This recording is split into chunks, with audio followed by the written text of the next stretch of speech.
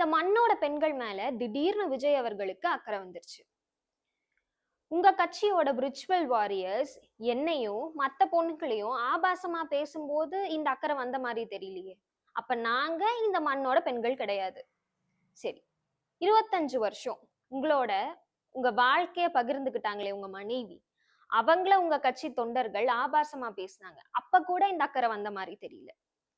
அண்ணனுக்கு மனைவி இல்லைன்னா மனைவியா நாங்க இருக்கோம்னு சொல்லக்கூடிய தரம் தாழ்ந்த கருத்துகளுக்கும், விஜய்க்கு ஓட்டு போடலன்னா குடும்பத்துக்கே நான் விஷம் வச்சு கொன்றுவேன் அப்படின்னு சொல்லக்கூடிய முட்டாள்தனமான கருத்துகளுக்கும் இதுவரைக்கும் நீங்க ஒரு கண்டனமும் தெரிவிக்கல.